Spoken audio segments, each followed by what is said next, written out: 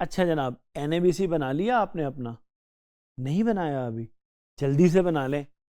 एनएबीसी जो भी आपने बिजनेस आइडिया जनरेट किया था ना, उससे फौरी तौर पे अपने एनएबीसी में इसको ट्रांसफॉर्म कर लें, क्योंकि अब हम एनएबीसी से भी आगे बढ़ने लगे हैं। हम कहाँ जाने लगे हैं? मैंने आपको थोड़ी देर पहले ये बताया था कि हम कुछ देर में ही गुफ्तगू करेंगे बिजनेस मॉडल के ऊपर। एक बिजनेस मॉडल क्या होता है? तो अब हम डिस्कस करने लगे हैं एनएबीसी का अगला स्टेप। जो एनएबीसी का अगला स्टेप है वो बिजनेस मॉडल कैनवस है। याद रखिएगा, एक जो बिजनेस मॉडल है ना, वो बहुत सादा चीज़ होती है। मसलन आप ख़रीदते कैसे हैं और आप बेचते कैसे हैं, आपकी कॉस्ट क्या है और आपके रेवेन्यूज़ क्या हैं, और आप ये करते कैसे हैं, ये आपका बिजनेस मॉडल है। जो बिजनेस मॉडल कैनवस है ना, ये एक ऐसा फ्रेमवर्क है जिसमें आप बहुत आसानी के साथ एक सिंगल पेज के ऊपर अपने बिजनेस आइडिया को ज़्यादा बेहतर तरीके से पेश कर लेते हैं, जिसमें आप ये बता देते हैं कि आप अपने इस बिज़नेस को चलाएंगे किस तरह से। और एक बात जो आपको हमेशा याद रखनी है वो ये कि बिज़नेस मॉडल कैनवस जो है वो आपके बिज़नेस आइडिया और आपके फुल फ्लैज बिज़नेस प्लान के दरमियान की चीज़ होती है, क्योंकि जब आप इम्प्लीमेंटेशन के लिए जाते हैं तो आप फिर फुल फ्लैज बिज़नेस प्लान बनाते हैं। अच्छा, अब जो बिज़नेस मॉडल कैनवस के बिल्डिंग ब्लॉक्स हैं ना बच्चों, वो हमारे सामने अगर आप गौर करेंगे तो तकरीबन 9 बिल्डिंग ब्लॉक्स हैं। पहला इसका बिल्डिंग ब्लॉक है कस्टमर सेगमेंट्स। आपने एक सफ़ा एक पेज लेना है जिसके ऊपर आपने कैनवस को डिज़ाइन कर लेना, और ये 9 बातें आपने उसके ऊपर लिखनी है अपने बिज़नेस आइडिया से मुतल्लिक। अगर आपने एक अच्छा एनएबीसी बनाया होगा ना, तो आपका कैनवस भी बहुत अच्छा बन जाएगा, और अगर अच्छा कैनवस बनेगा तो बिज़नेस प्लान भी अच्छा बन जाएगा, और अच्छे बिज़नेस प्लान के साथ बेहतर स्टार्टिंग की जा सकती है। और याद रखिएगा, आप कॉजेशन अप्रोच से बिज़नेस कर रहे हों या फैक्चुएशन अप्रोच से, बहरहाल बिजनेस प्लानिंग आप कुछ ना कुछ उसके अंदर ज़रूर करते हैं। तो पहली चीज़ जो बिज़नेस मॉडल कैनवस के अंदर है वो कस्टमर सेगमेंट्स हैं, कि आप ये लिखते हो कि किन लोगों को, वो कौन मुख्तलिफ टारगेट कस्टमर्स हैं या यूज़र्स हैं जिनको आप फोकस करते हैं, और इसमें कुछ की क्वेश्चंस हैं जिनका आप जवाब तलाश करते हैं।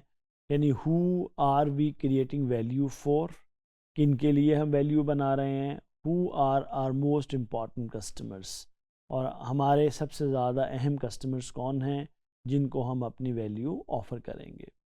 दूसरी चीज़ है आपकी वैल्यू प्रोपोजिशंस।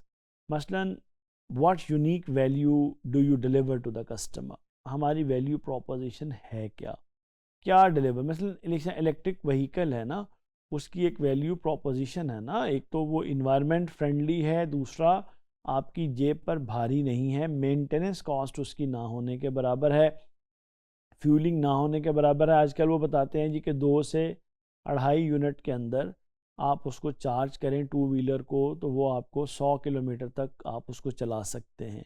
अच्छा, अब ये 100 किलोमीटर तक जो आप उसको चला सकते हैं, तो इसका मतलब ये है कि 2-2.5 जो यूनिट्स हैं बिजली के, वो इस वक्त अगर आपको फ़र्ज़ करें 100 रुपये में भी कॉस्ट करते हैं, और उसमें आप 100 किलोमीटर अपने उस व्हीकल को चला लेते हैं, तो इस वक्त आप बहुत एफिशिएंट फ्यूल इंजन मोटरसाइकिल भी हो तो वो 100 किलोमीटर नहीं करती है 2 लीटर में, वो 50 किलोमीटर करेगी 1 लीटर के अंदर। तो इसका मतलब है कि, और अगर आप एग्जिस्टिंग प्रिवेलिंग प्राइसेस के ऊपर जाएं तो इलेक्ट्रिक व्हीकल हर लिहाज से आपको सस्ती पड़ती है।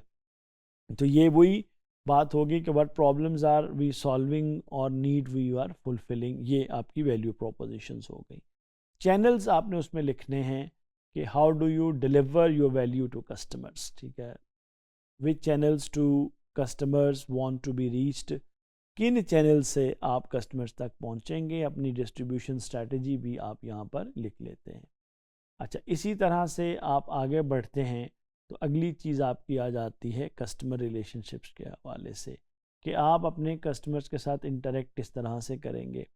What type of relationships do they expect, personal, automated, self service, ये आप उसमें देखते हैं और लिखते हैं।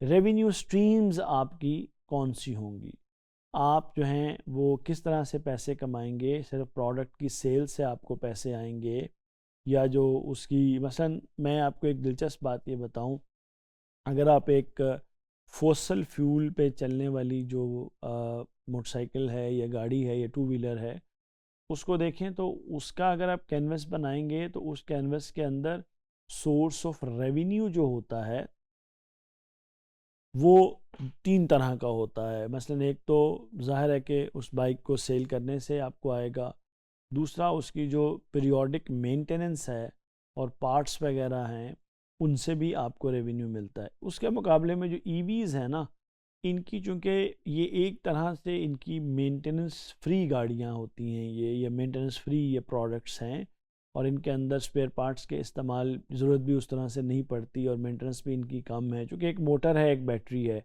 जो कि लंबे अरसे तक चलती हैं। तो यहाँ पर फिर आपकी जो प्रिंसिपल आपका जो सोर्स ऑफ रेवेन्यू है वो आपकी सेल ऑफ दी प्रोडक्ट के साथ है।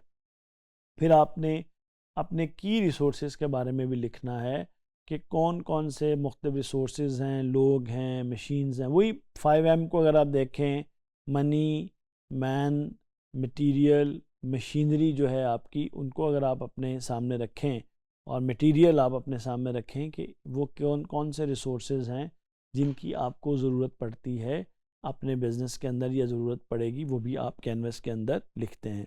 अच्छा, इसके साथ साथ अपनी की एक्टिविटीज़ को भी आप लिस्ट डाउन कर देते हैं। अगर आप मैन्युफैक्चरिंग आपका बेस्ड बिज़नेस आइडिया है तो आपकी प्रोक्योरमेंट से लेकर डिलीवरी तक कौन कौन सी एक्टिविटीज़ उसके अंदर शामिल होंगी। इसी तरह से आपकी की पार्टनरशिप्स क्या हैं, मसलन किन के साथ आप पार्टनर करेंगे इंटरनली और एक्सटर्नली, वो भी आपने इसके अंदर देखना होता है। फिर आपका कॉस्ट स्ट्रक्चर क्या है, आप किस तरह से आपकी कौन सी कॉस्ट्स इसके अंदर इन्वॉल्व हैं और किस तरह से आप अपनी कॉस्ट को मैनेज करेंगे।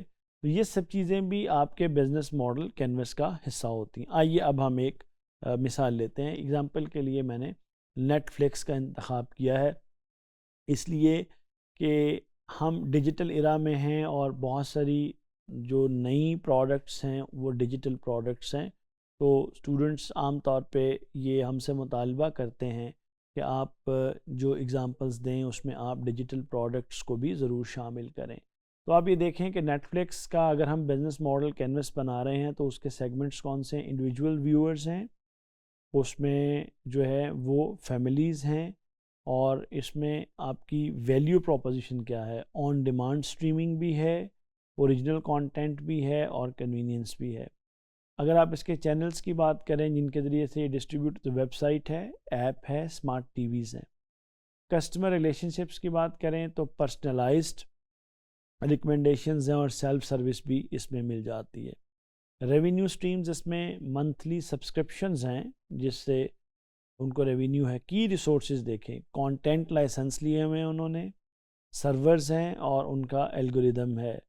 अच्छा, उस तरह से की एक्टिविटीज़ क्या हैं, कंटेंट की प्रोडक्शन है जो कि वो बाय भी करते हैं, अपना भी प्रोड्यूस करते हैं, सॉफ्टवेयर डेवलपमेंट है और उसकी मार्केटिंग है। की पार्टनरशिप्स में देखें तो स्टूडियोज़ हैं, इंटरनेट प्रोवाइडर्स हैं, डिवाइस मैन्युफैक्चरर्स हैं। कॉस्ट स्ट्रक्चर को देखें तो लाइसेंसिंग है, इस पे कॉस्टिंग है, प्रोडक्शन पे कॉस्ट है, R&D पे कॉस्ट है और सर्वर मेंटेनेंस के ऊपर भी इसकी कॉस्ट इनकर होती है।